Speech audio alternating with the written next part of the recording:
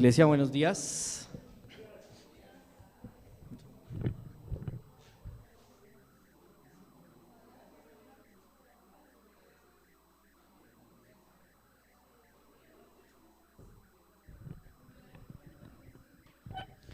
Iglesia, en esta mañana vamos a orar primeramente antes de exponer la palabra, de estudiarla juntos.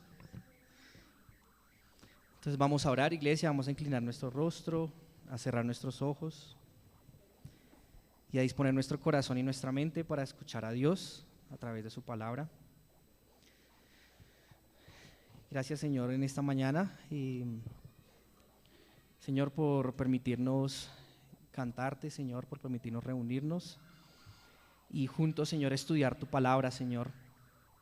Y como este último himno que entonábamos, Señor, a ti sea la gloria, la honra y el poder, porque todo es tuyo, Señor, todo fue creado por medio de ti y para ti, Señor. Por eso te queremos dar en esta mañana, Señor, sola y exclusivamente la honra a ti, Dios, y la gloria. No a nosotros la gloria, Señor, sino a ti. Somos tan solo hombres pequeños, diminutos, Señor, vasos de barro en manos del alfarero, Señor. Por eso nuestra oración en esta mañana, Señor, es que tú te lleves la gloria, Padre, en la palabra, Señor, que es expuesta. Y ayúdame, Señor, a exponerla claramente, Señor. Que, Padre, todos te puedan ver a ti, Señor, en la exposición de tu palabra, no a mí, Señor, sino que te podamos ver a ti, Señor, y podamos gozarnos y agradecerte y adorarte, Señor, por lo que has hecho, Señor, lo que eres, lo que harás. Y te pido también por cada hermano, Señor, que ha venido acá, Padre. Te pido por las diferentes luchas, Señor, por las que pasamos, por las cosas con las que venimos acá tal vez a la congregación. Y quita, Señor, de nosotros el corazón de incredulidad, Señor. Quítanos ese corazón rebelde, ese corazón carnal, Señor. Y Señor, ayúdanos a someternos siempre a tu palabra, a tu espíritu, Señor. Y danos, Señor, un corazón vivo, Señor, para ti. Un corazón que anhele escucharte, Señor. Un corazón que anhele pasar tiempo contigo, Señor. Perdónanos, Señor, por nuestro pecar, Señor, que es grande, pero también sabemos que tu gracia es grande, Señor. Más grande que nuestro pecar, Señor. Dejamos en tus manos, Señor, este tiempo, Señor, rogándote que podamos entender tu palabra, Señor. Que tu Espíritu Santo nos enseñe en esta mañana y todos a una te podamos bendecir, Señor. Gracias, Padre, y ponemos este tiempo en tus manos, en Cristo Jesús. Amén. Bueno, iglesia, permítame, dejo aquí el tiempo.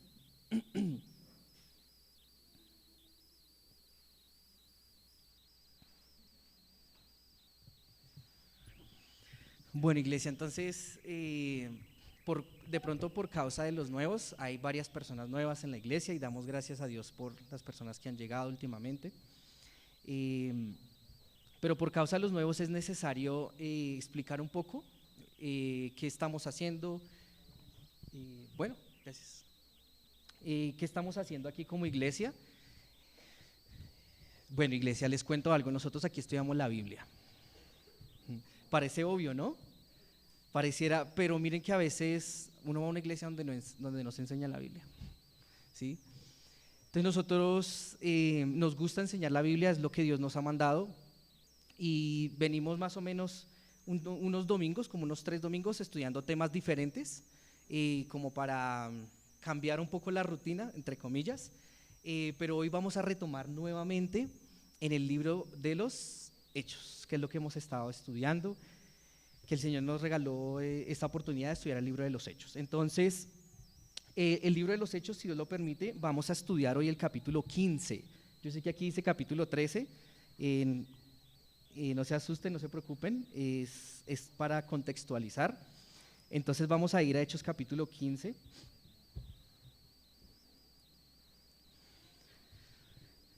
Y hoy vamos a tratar un tema, iglesia, supremamente importante. ¿Qué título les aparece a ustedes en sus Biblias para el capítulo 15? A ver si es el mismo que me aparece acá. Exactamente, el Concilio de Jerusalén. Antes de entrar en materia, iglesia, antes de ver este tema importantísimo, iglesia, que quiero que todos le pongamos mucho cuidado, como toda la palabra es importante, pero quiero que le pongamos especial atención a este capítulo. Va a ser de mucha edificación, pero antes de ello, iglesia, vamos a recordar, es necesario recordar lo que hemos estado viendo para poder entrar en contexto y entender bien el capítulo 15. Así que quiero que entendamos rápidamente que el libro de los Hechos tiene dos divisiones principales. ¿Recuerdan cuáles son esas dos divisiones? Bueno, les voy a recordar. Del capítulo 1 al capítulo 9, el evangelio o la iglesia era netamente judía, ¿sí?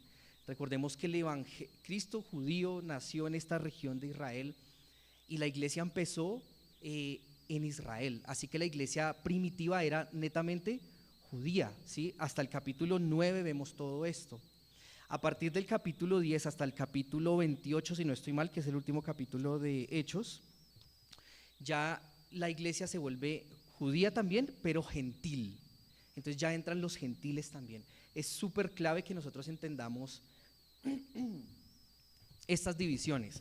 Bueno, también a manera de recordar y por causa de los nuevos, recordemos que el libro de los Hechos es un libro que nos narra historia, ¿sí? Es un libro histórico, es un libro que nos narra el inicio de la iglesia, la transición de la iglesia, cómo la iglesia empieza a crecer, ¿sí? ¿Por qué es importante decir esto? Porque si no entendemos que es un libro transicional, alguien va a llegar y va a sacar doctrina del libro de los Hechos, doctrinas fundamentales. No estoy diciendo que no haya doctrina en los libros de los Hechos, la hay. De hecho, hoy vamos a ver doctrina. Pero si alguien a usted le dice, le saca doctrina de los Hechos, tenga mucho cuidado, ¿vale? Porque en el libro de los Hechos se narran las lenguas, el don de lenguas, milagros, sanaciones, ¿sí? Hasta la resurrección de un joven que se cayó de un tercer piso, nos menciona la palabra. Entonces vamos a empezar a decir, no, mire, Dios nos dice que debemos hacer milagros, Dios dice que nosotros podemos resucitar muertos, porque en el libro de los Hechos lo dice. ¿Sí me hago entender al punto que voy? Entonces tengamos mucho cuidado en el libro de los Hechos, ¿vale? Entonces vamos a devolvernos un poquitico. Voy a hacer mi mayor esfuerzo por no demorarme, hacer la contextualización. Entonces vamos a Hechos capítulo 10.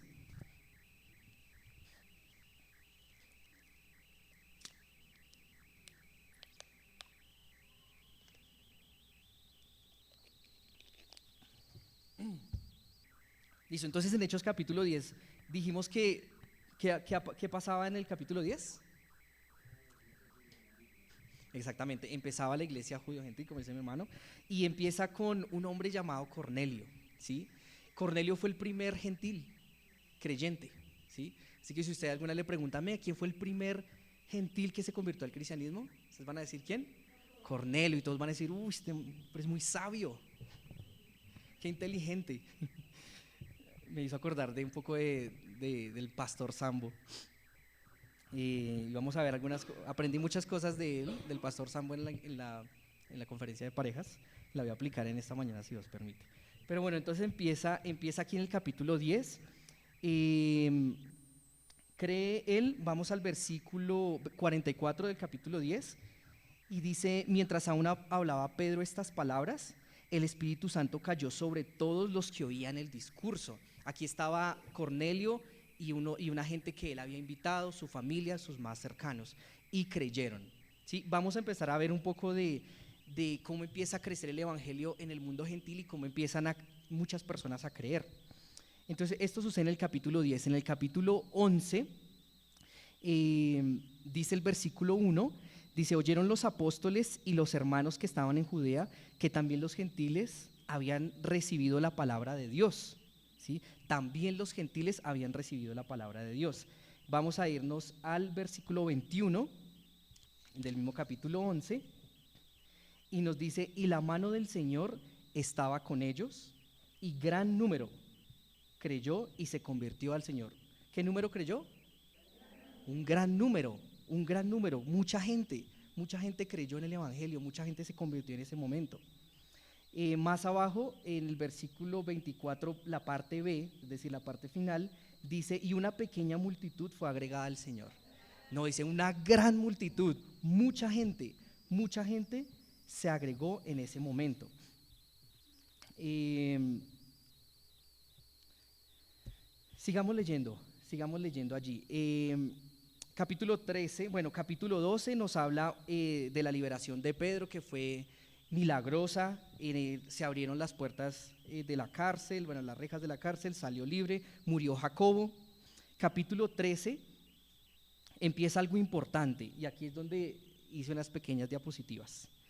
Capítulo 13 empieza lo que nosotros conocemos como los viajes misioneros de Pablo. ¿Cuántos tuvo?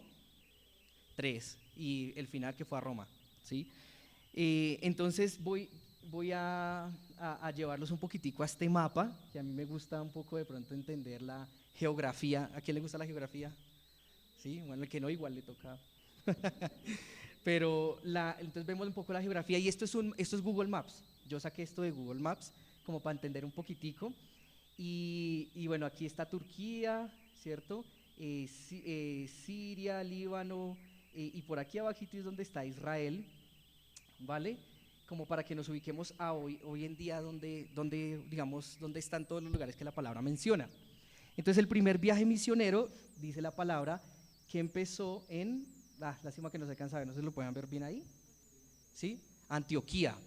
Antioquía es supremamente importante, iglesia.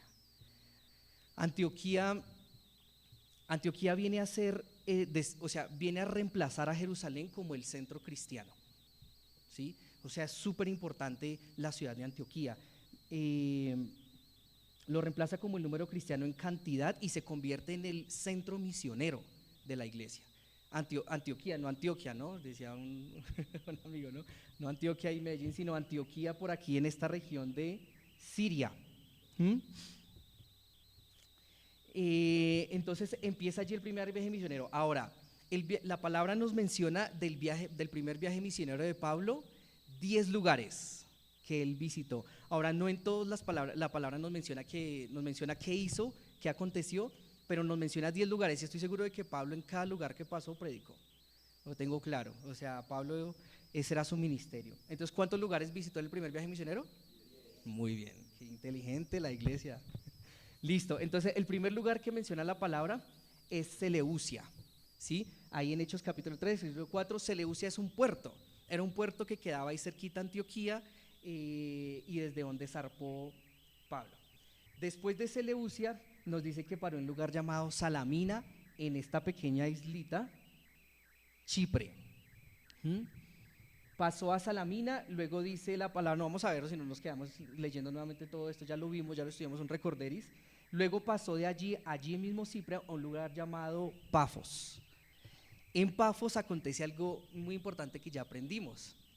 ¿Alguien recuerda qué sucedió en Pafos, en Chipre? Exactamente, lo del mago, ¿sí? Pablo entró a predicar a este lugar, y había un hombre que le resistía, dice la palabra, eso lo aprendimos con Jaime, le resistía. Él estaba predicándole al procónsul Sergio Paulo, y este hombre, Elimas o Bar Jesús, ¿sí? le resistía, no quería que se predicara el evangelio, ¿sí? La oposición. Y Pablo, Dios permitió que Pablo hiciera un milagro, ¿no? Primero que todo lo mira a los ojos y le dice, ¿qué? Hijo del diablo. Le dice hijo del diablo, y después de ese momento, ¿qué pasó con Bar Jesús? Dijo, vas a quedar ciego, y quedó ciego por un tiempo. Quedó ciego por un tiempo, y a raíz de eso y de la doctrina que enseñaba Pablo, ¿qué pasó con el procónsul? Creyó. Eso es lo que nos dice la palabra en el versículo 12. Entonces, del mismo capítulo 3, entonces el procónsul, viendo lo que había sucedido, creyó, maravillado de la doctrina. Entonces estamos viendo que mucha gente empieza a creer, ¿cierto? Está creyendo en el evangelio, están creyendo en el mensaje. Muy bien, luego después de Pafos, parte a Perge. Hechos capítulo 13, versículo 13, luego de ahí se queda un momento, y luego pasa a un lugar llamado otra Antioquía, pero esta vez de Pisidia, sí, que es diferente esta Antioquía que queda en Siria a esta Antioquía de Pisidia que queda sobre esta región de lo que hoy conocemos como Turquía. Y algo acontece también en este lugar, en Antioquía de Pisidia. A Pablo se le dice que entra siempre a una sinagoga y se le dice si tiene alguna palabra de exhortación. Él entró a una sinagoga a enseñar. Y Pablo no tuvo una palabra de exhortación, tuvo muchas palabras de exhortación, pero hasta el versículo 52 empezó a contar y empezó a hablar lo que había sucedido, un poco la historia de Israel y cómo todo apuntaba a Jesús. ¿Mm? Cómo todo apuntaba a Jesús. Pero lo que quiero que veamos es que muchos creyeron. Vayamos a Hechos 13, versículo 42.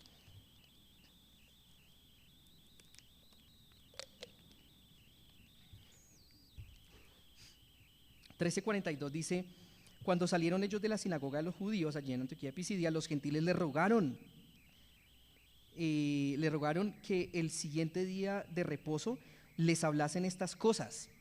¿Sí? Ellos habían escuchado la palabra y habían quedado impactados y le pedían que por favor, le rogaron que se quedara, que nos hablara más de la palabra, que nos enseñara de ese Jesús, de cómo se relacionaba Jesús con los patriarcas. Versículo 43. Bueno, versículo 44. Y al siguiente día de reposo se juntó una pequeña parte de la ciudad para oír la palabra de Dios. Se juntó casi toda la ciudad. ¿Se imaginan? Tremendo auditorio de Pablo. Mucha gente, muchísima gente. No estaba sedienta de escuchar a un político hablando mentiras que no iba a cumplir, sino querían oír la palabra de Dios, que es vida. Es increíble, yo no me imagino cuánta gente estaba en ese momento. Mucha gente, dice casi toda la ciudad. Muy bien, eso aconteció allí en Antioquía de Pisidia. Luego fue hacia Iconio. Fue el siguiente lugar, fue Iconio, ahí lo vemos en Hechos 13:51. En Iconio también entró a llegar a predicar la palabra. Y los judíos se metieron en ello y empezaron, dice la palabra, excitaron y corrompieron los ánimos de los gentiles y generaron una pelea, un problema. Entonces Pablo dijo, no, ¿sabe qué? Los iban a enfrentar y los iban a apedrear por lo que estaban enseñando. Entonces Pablo dijo, no, ¿sabe qué? Yo me voy de aquí antes de que me apedreen. Y se fue. Y de allí pasó a Listra. De allí pasó a Listra. Y en Listra también pasó algo interesante, había un cojo.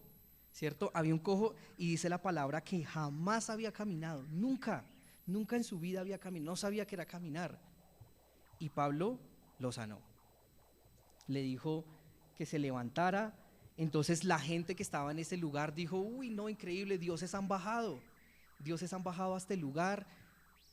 Y Pablo no dijo, sí, somos dioses, no, todo lo contrario, le dio rabia, le dio mal genio, se indignó. Dice que rasgó su vestidura porque dijo, ¿cómo es posible que yo predicando al Dios verdadero que creó los cielos y la tierra me vienen a adorar a mí, que soy un hombre, que soy semejante a ustedes? ¿Sí? Después de esto dice el versículo 19 que vinieron los judíos, otra vez llegaron los judíos y persuadieron a la multitud a tal punto que apedrearon, ahí sí terminó apedreado Pablo. Apedreado hasta tal punto que parecía muerto y lo arrastraban de la ciudad pensando que estaba muerto.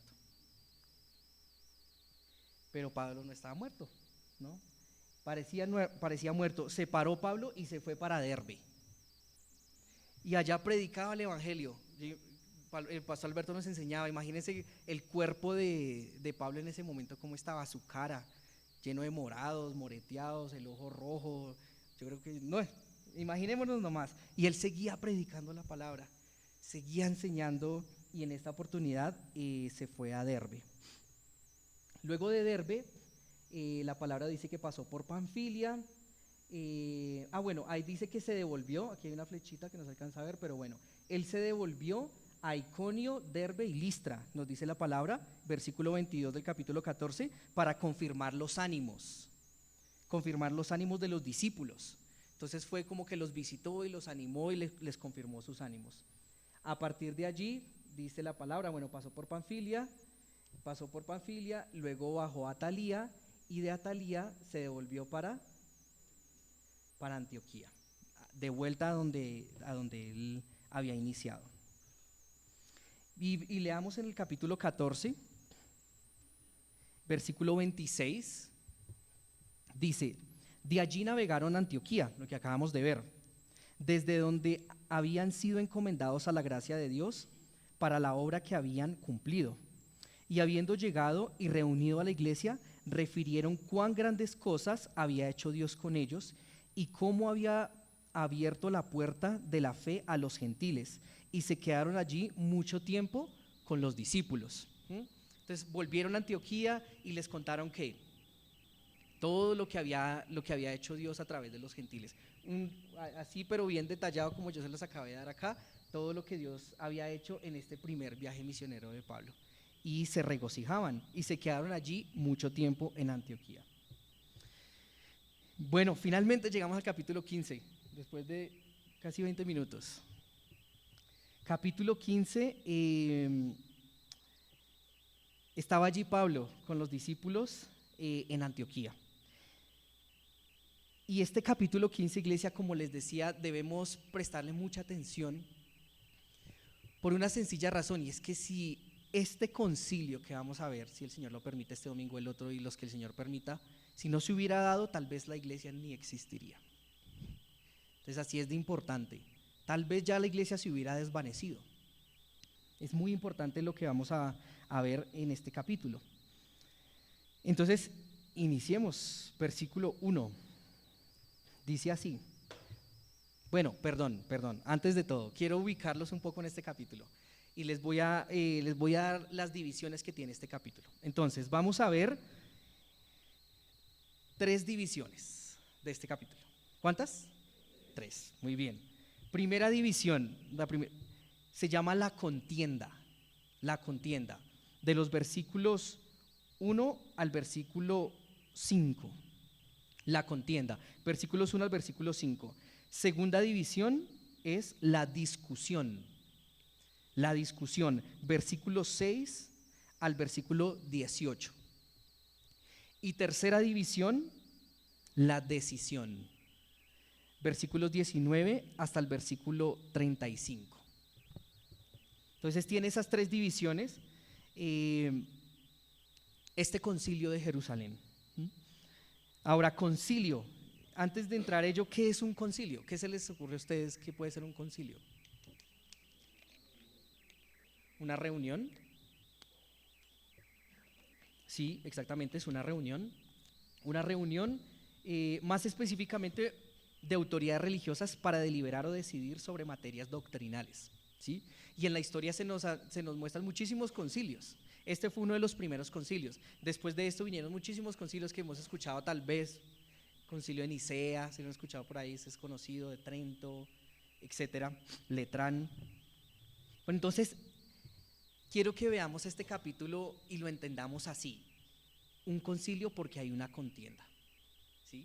Hay una contienda, hay una pelea en algún sentido, y vamos a entrar un poquitico a ver de qué se trata, ¿sí? De qué se trata esta pelea, por qué estaban peleando, quiénes estaban peleando, ¿sí? Cuál fue la discusión y cuál fue la decisión, sobre todo, ¿sí? Entonces, el versículo 1 dice así: entonces algunos que venían de Judea enseñaban a los hermanos: si no os circuncidáis conforme al rito de Moisés, no podéis ser salvos. Versículo 2. Como Pablo y Bernabé tuviesen una discusión y una contienda no pequeña con ellos, se dispuso se subiesen Pablo y Bernabé a Jerusalén, y algunos otros de ellos a los apóstoles y a los ancianos, para tratar esta cuestión. Entonces lo primero que vemos aquí es esa contienda. Hay una contienda, y en una contienda hay partes, ¿cierto? Hay partes. Unos dicen una cosa y otros dicen otra cosa, ¿cierto? En diferentes contextos pasa eso, ¿no? A veces uno tiene discusiones y uno está diciendo lo otro y otro está diciendo lo otro, incluso en el matrimonio, ¿no? Pasa que no, para mí es eso y no, pero yo digo esto y yo digo lo otro, y y como que cada uno expone sus razones y como que pareciera que no se llegara a un acuerdo. Entonces siempre hay como esa rivalidad entre dos partes. Entonces aquí en esta contienda, en esta discusión, en este concilio, también hay dos partes. Vamos a ver quiénes son esas dos partes. Entonces, según lo que vimos aquí en la palabra, en el versículo 1, vamos a ver la primera parte en esta contienda, el primer grupo. Dice, entonces algunos que venían, habla de venir, habla de descender, descendían. Recordemos que Jerusalén y toda esta parte de Judea era montañosa y ellos descendían, bajaban hacia Antioquía. Dice, algunos que venían de Judea enseñaban a los hermanos, si no os circuncidáis conforme al rito de Moisés, no podéis ser salvos. Entonces, este es el primer grupo. ¿Cuál es? Los que descendían de Judea, los judíos. Si nos saltamos un poquitico al versículo 5, rápidamente de este mismo capítulo, dice, pero algunos de la secta de los fariseos, o sea, más específicamente estamos hablando de los fariseos, que habían creído, bueno, se levantaban diciendo, es necesario circuncidaros. Entonces esa es la primera parte. Entonces el primer grupo es ese grupo de los fariseos. Ahora, el segundo grupo, ¿cuál es? ¿A quiénes estaban enseñando estas personas? Según el versículo 1. A los hermanos, ¿cierto? A los hermanos. El versículo 2 nos habla de Pablo y de Bernabé, ¿cierto? Entonces, por un lado, aquí tengo el grafiquito como para que lo entendiéramos. En un lado tenemos a los fariseos, los judíos, que también se le conocen como los de la circuncisión, y por otro lado tenemos a los hermanos, a Pablo y a Bernabé. Están estos dos grupos. Esta sección del sermón, iglesia, también la subdividí para que entendiéramos mejor. Y se llama, la subdivisión es 2-1-2. 2-1-2. Tremendo, ¿no? Que súper claro. ¿No? Súper claro. No, hoy aprendí sobre 2-1-2. Bastante, ¿cierto? Pero entonces, vamos a ver, dos grupos, ¿cierto? Los vimos acá. Dos grupos, una contienda, dos intervenciones, ¿vale? Para que se acuerden y se ubiquen. Entonces, dos grupos, una contienda, dos intervenciones, que las vamos a ver en este. Entonces, primero, dos grupos. Entonces ya vimos los fariseos y vimos los hermanos Pablo y Bernabé. Entonces el primer grupo, iglesia, que vamos a ver, y vamos a ver qué es lo que ellos estaban diciendo, cuál era el problema, cuál era la contienda que estaban teniendo con los hermanos. Entonces el versículo 1 nos dice lo siguiente, que ellos enseñaban a los hermanos lo siguiente: si no os circuncidáis conforme al rito de Moisés, no podéis ser salvos. Si no se circuncidan conforme al rito de Israel. Ahora, ¿quién de ustedes sabe qué es la circuncisión? ¿A qué hace referencia? ¿O por qué se daba la circuncisión? Yo creo que más de uno saben qué es la circuncisión, que es, se corta el prepucio de los niños a los 9 días de nacido, 8 días de nacido, pero para los judíos era tan importante, iglesia, era muy importante el tema de la circuncisión, ¿sí? Por eso ellos le agregan la circuncisión a la salvación. Por eso ellos dicen, si usted quiere ser salvo, tiene que circuncidarse.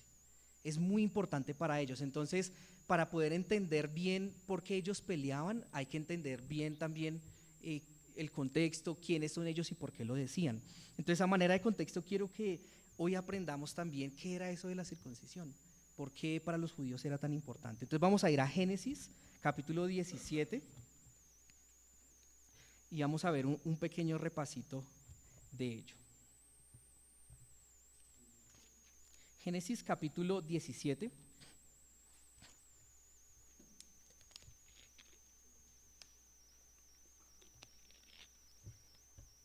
Para poder entender siempre la palabra hay que verla en su contexto, ¿sí? O si no, vamos a quedar perdidos.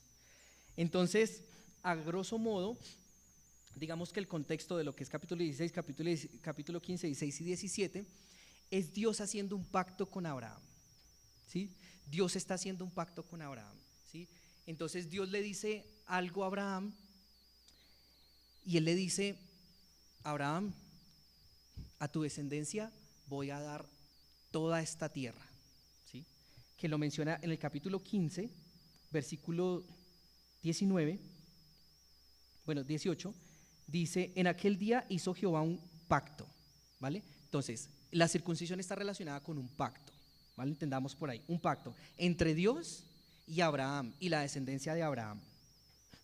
Dice, un pacto con Abraham diciendo: a tu descendencia, hablando específicamente de los judíos, daré esta tierra, desde el río de Egipto hasta el río Grande y el río Éufrates, la tierra de los ceneos, los ceneseos, los cadmoneos, los heteos, los fereceos, los refaitas, los amorreos, los cananeos, los jerjeseos y los jebuseos.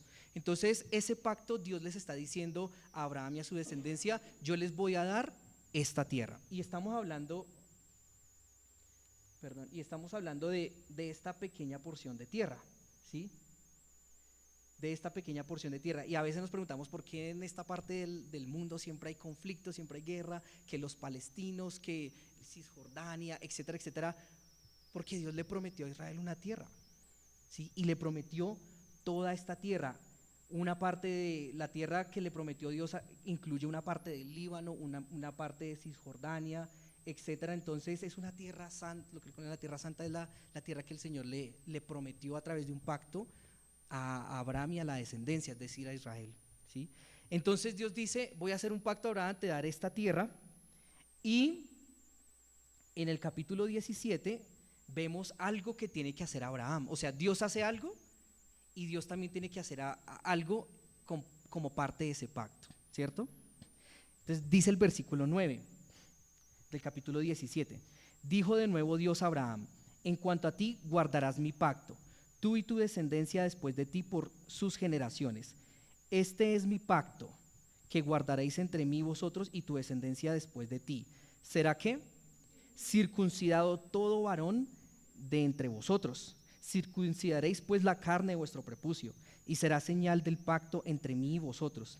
Y de edad de 8 días, tenían razón, de 8 días, será circuncidado todo varón entre vosotros por vuestras generaciones.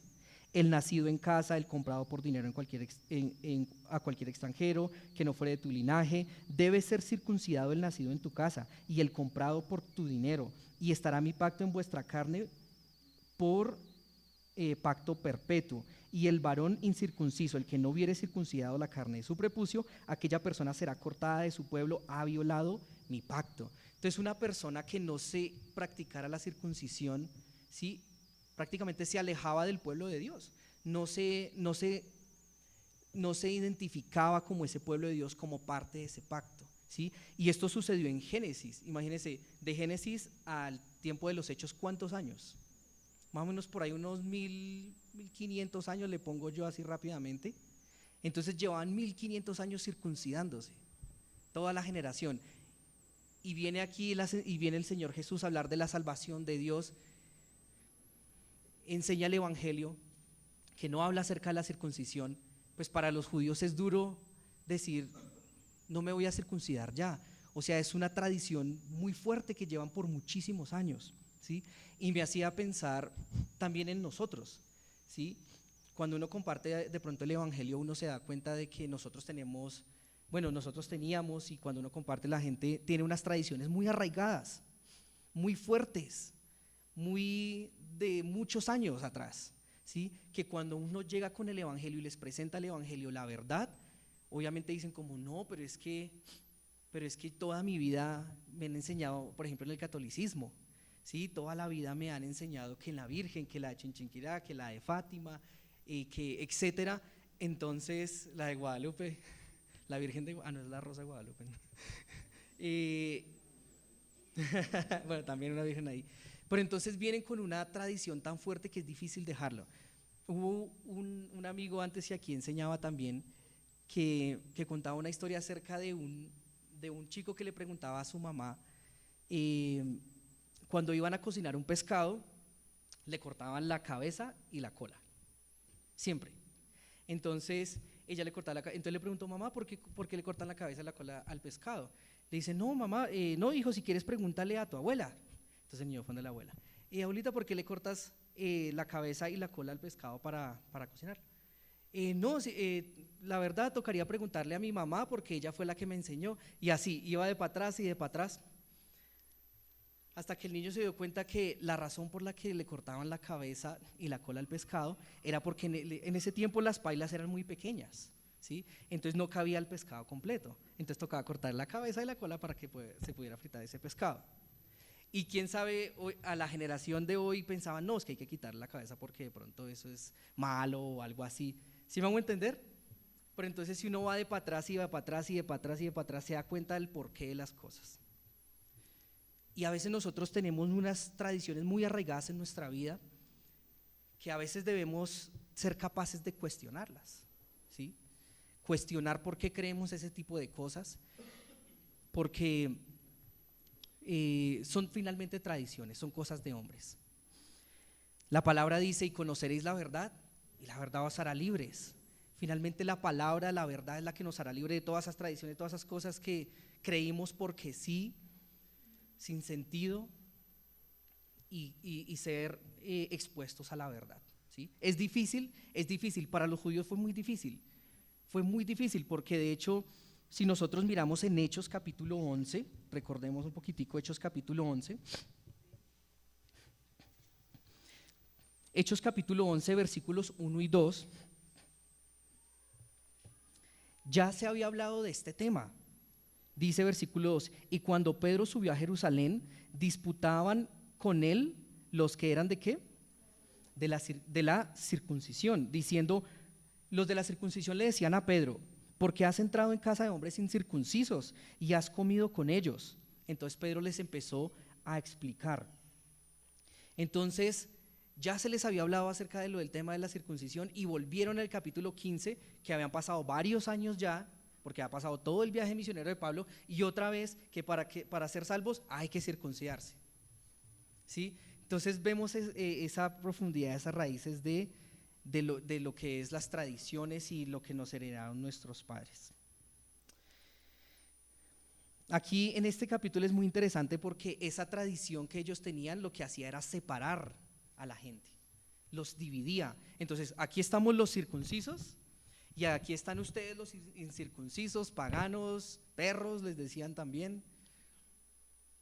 Entonces lo que hacían esas tradiciones era generar una división entre nosotros los judíos y ustedes allá los gentiles, allá lejos los incircuncisos, los extranjeros. Y Pedro entraba a casa de los extranjeros y cenaba con ellos. Entonces pues claro, ¿cómo así ustedes se están metiendo con esos incircuncisos, con esos extranjeros? Entonces el problema. Entonces este es el grupo, ya vamos 34 minutos. Este es el grupo número 1, iglesia. Ya entendimos un poquitico qué era lo que decían, quién era y por qué lo decían, ¿no? Con ese trasfondo.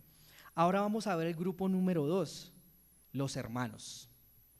Los hermanos Pablo, Bernabé, representados por el mensaje de Jesús, por el mensaje que predicaba Jesús, ¿sí?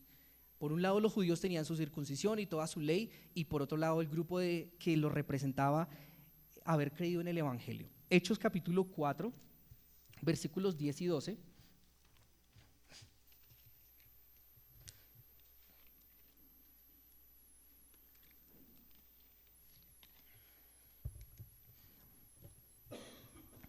Hechos capítulo 4, versículo 10 y 12 nos habla de ese mensaje que habían creído estas personas, este otro grupo. Dice, y seamos críticos, contrastemos lo que están diciendo los judíos versus lo que predicaba nuestro Señor Jesús. Versículo 10 dice: sea notorio a todos vosotros y a todo el pueblo de Israel que en el nombre de Jesucristo de Nazaret, a quien vosotros crucificasteis y a quien Dios resucitó de los muertos, por él este hombre está en vuestra presencia sano. El contexto es un hombre que había sido sanado también, era cojo y había sido sanado. Dice versículo 11: este Jesús es la piedra reprobada por vosotros los edificadores, la cual ha venido a ser cabeza del ángulo, y en ningún otro hay salvación, porque no hay otro nombre bajo el cielo dado a los hombres en que podamos ser salvos. Entonces vemos el contraste tan grande. Aquí dice que no hay ningún otro nombre bajo la tierra en que podamos ser salvos, sino en el nombre de Jesús de Nazaret. Pero los judíos decían, recordemos que dice el versículo 1, entonces algunos que venían de Judea enseñaban a los hermanos, si no os circuncidáis conforme al rito de Moisés, no podéis ser salvos.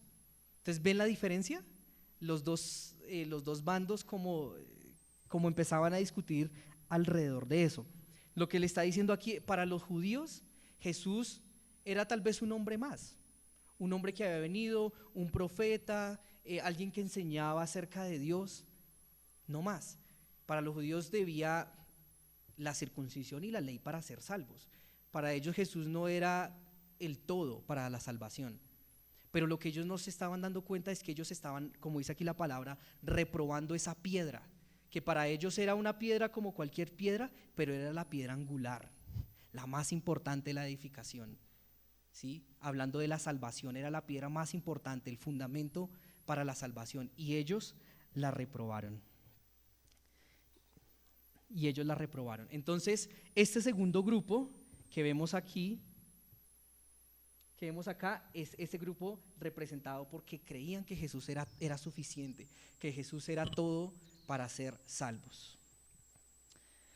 Entonces, dijimos 2, 1, 2, ¿cierto? Entonces, 2, primer grupo. Segundo, los hermanos, listo. 1, 2, 1. Entonces, el 1, una contienda. No es la discusión, es apenas la contienda. Entonces, una contienda. Volvamos a Hechos capítulo 15.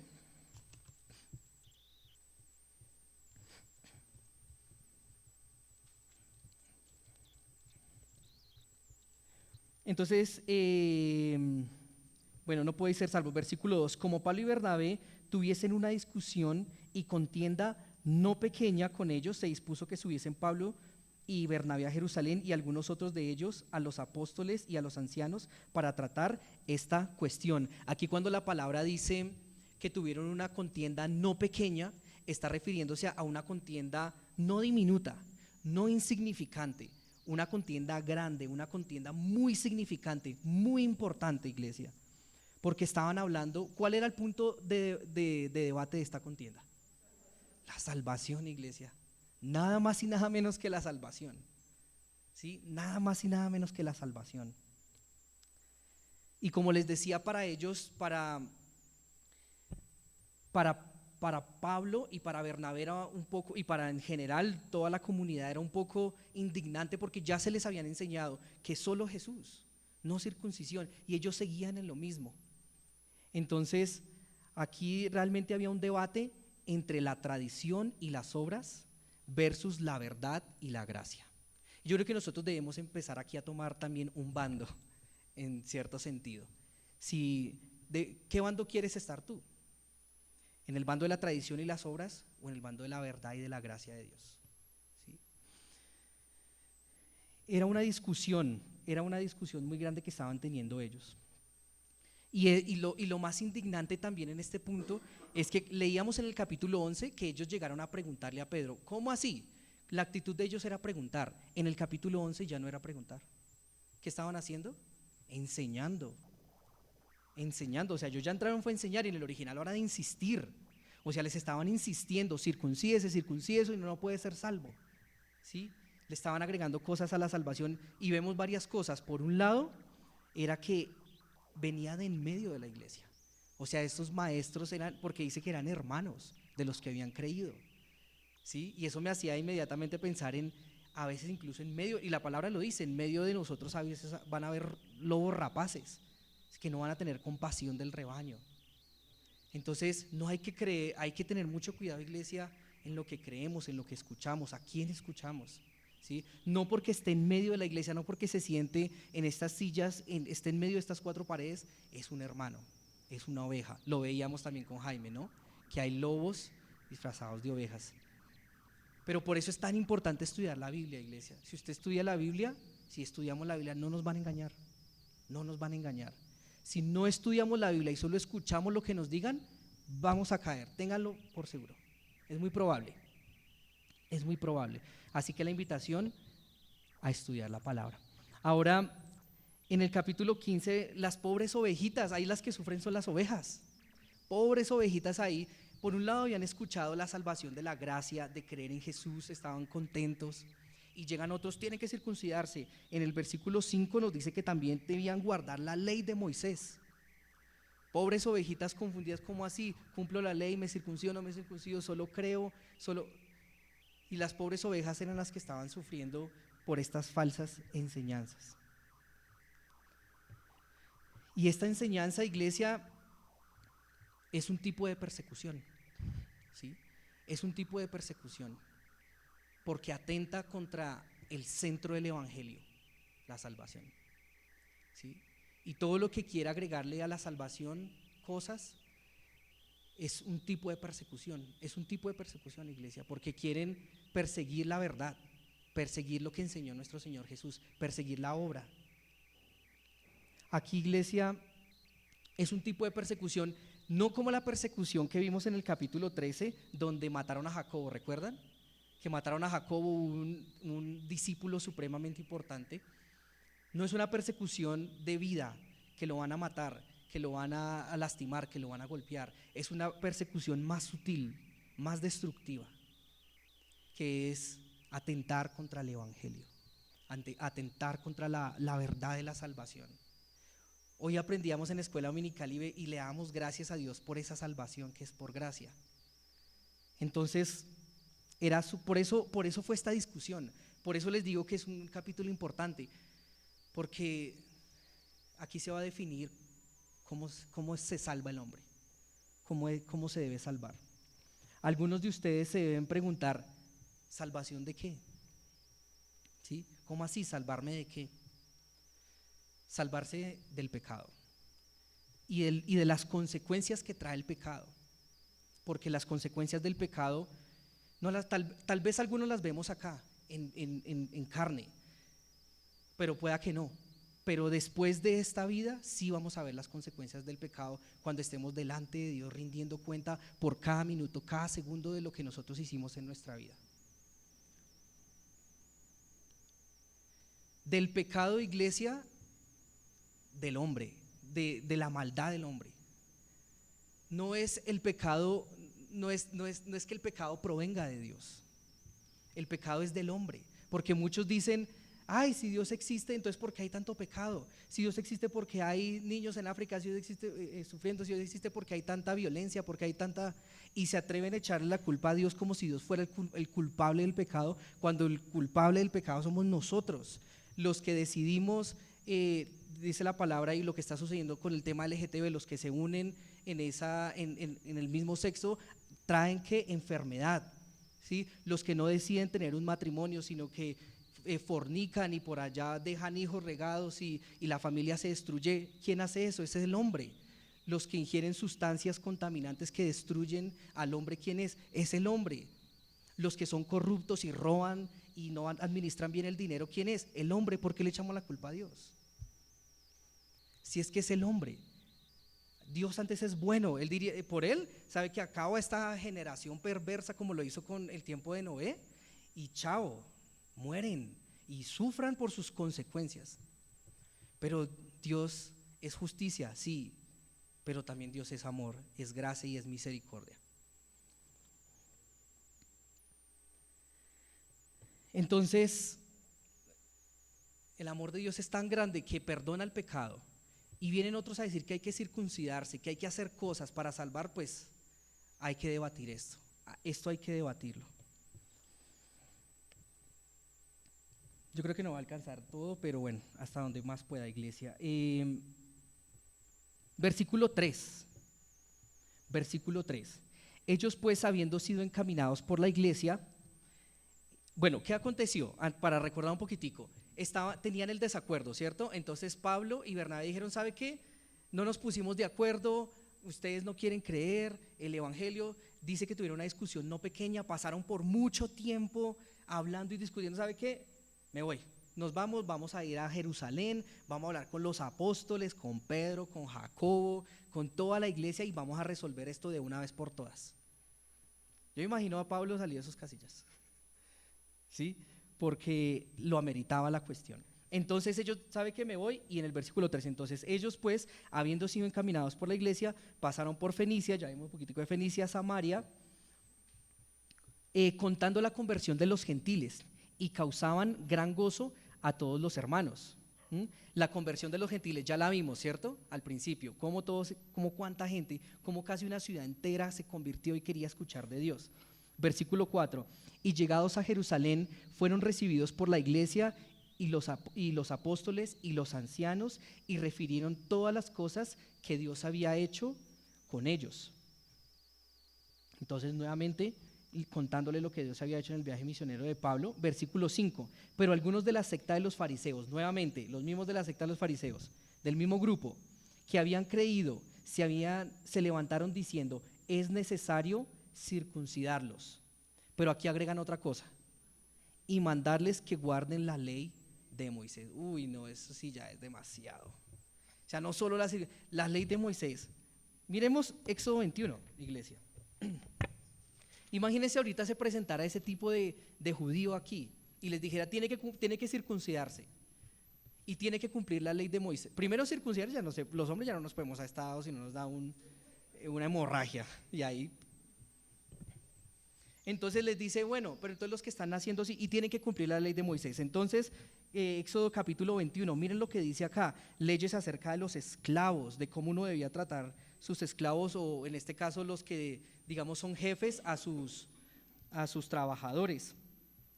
Mire, las leyes acerca de los daños personales, leyes acerca del hurto, acerca de la propiedad, de la deshonestidad, de la inmoralidad, las leyes civiles. Capítulo 23, acerca del sábado, tienen que guardar el sábado, no pueden hacer nada el sábado, no pueden trabajar, no pueden cocinar, no se pueden ni bañar, no pueden hacer nada los sábados. ¿Se imaginan? Uno sí, bueno, que más de uno se baña el sábado, pero no pueden hacer absolutamente nada el sábado, ¿sí? Adelantémonos al 31. Y entonces aquí habla todo lo de los sacerdotes, lo del tabernáculo, lo que hemos estado hablando. Y entonces aquí en el 31 nos habla precisamente del sábado, nos habla de que debemos sacrificar un becerro, debemos sacrificar palomas, hacer una comida así, asá. ¿Se imaginan nosotros qué carga tan increíble? Si a veces ni nos alcanza el tiempo con todos los quehaceres que tenemos, y ahora para ponernos a hacer una cantidad de cosas que… Exactamente, legalistas, tal cual. Entonces le agregaban que tenían que cumplir esta ley, esta cantidad de cosas. Versículo 6. A partir del versículo 6 vemos la discusión. Entonces ya vimos la contienda, entendimos de qué se trata la contienda. Sí, Hechos capítulo 15, versículo 6. Aquí empieza la discusión. La discusión. Versículo 6 dice, y se reunieron los apóstoles y los ancianos para conocer este asunto. Versículo 7, la primera parte. Y después de mucha discusión, aquí cuando dice que se reunieron para conocer este tema, realmente se reunieron para discernir, el original ahora de discernir claramente este tema.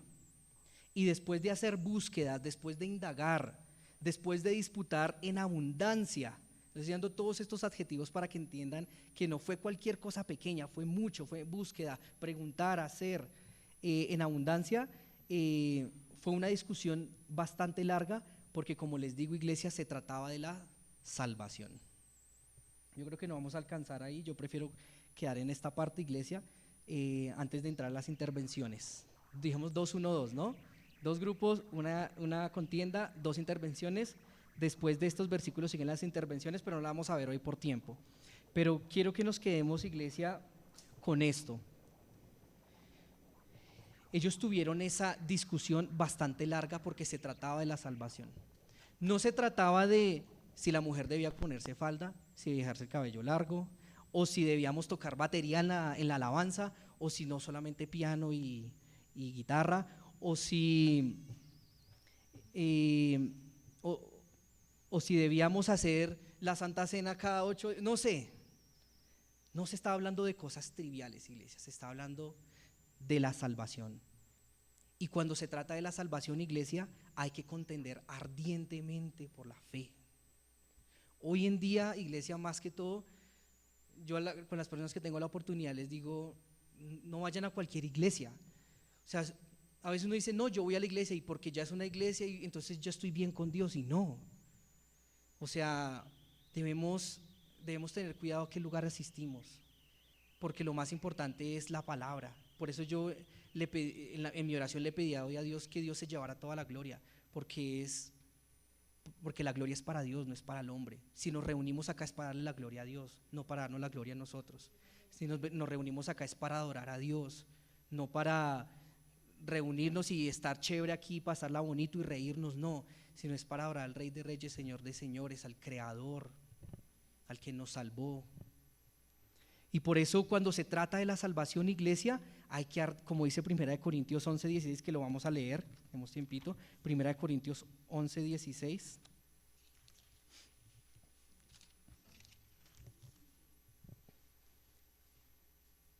Perdón, no, esta es, perdón, no, eso no es de ahí, Judas 3, es que este es otro pasaje, Judas 3, perdón.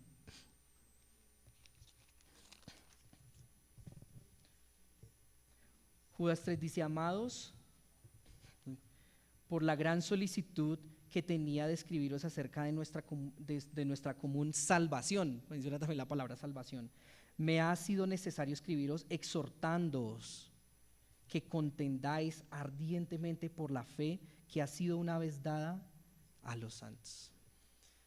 Hasta morir, agonizar, creo que nos enseñaba pastor qué significaba esto, agonizar por la fe que nos ha sido dada. Es tan preciosa esa fe, iglesia, es tan sagrada, que debemos contender por esa fe, protegerla, guardarla. Es de mucho valor. La realidad es que a veces nosotros no contendemos ardientemente por la fe, sino contendemos por unas cosas, iglesia, que uno dice que por unas cosas vanas. Sí, a veces la iglesia debería concentrarse más en contender por la fe, por defender la fe, y no por estar solucionando problemas de hermanos o de hermanas que por ser carnales, perdón la expresión, es que terminan las discusiones y las peleas. Por no andar conforme al Espíritu, sino más bien andar conforme a la carne. Discusiones vanas, cuando nuestra discusión más importante debería ser la fe. ¿Cómo guardamos la fe? ¿Cómo defendemos la fe? ¿Cómo le damos gloria a Dios y cómo le agradecemos a Dios por esa salvación? Que nos llevemos eso en esta mañana, iglesia, a hacer de esta discusión contender ardientemente por la fe, porque muchos le quieren agregar a esa fe y no es así. Y si Dios lo permite, el otro domingo vamos a continuar viendo un poco más acerca de esa salvación que es por gracia. Gracias, Padre Celestial, en esta mañana por tu palabra, Señor. Gracias por este concilio, Señor, porque a través de ese concilio nos das luz, Señor, acerca de la fe, acerca de la salvación, Señor, acerca de que hay opositores, Señor, pero tú pides que nosotros que contendamos ardientemente por esa fe, guardándola porque es preciosa, porque es tu obra, Señor, es el método en el que tú te das la gloria, Señor, y no la gloria no la damos los hombres, Señor. Gracias, Señor, por esa preciosa fe, por esa salvación, Señor, y que podamos llevarnos a nuestro corazón, Señor, la importancia, Señor, de tu palabra, Señor, de estudiar tu palabra también, Señor, de no dejarnos engañar por algunos que se levanten en medio de nosotros o por fuera de nosotros, Señor, sino que nuestros ojos estén puestos en el autor y consumador de la fe, tu Hijo Jesús. Para ti sea la honra, la gloria y la alabanza, Señor, en Cristo Jesús. Amén.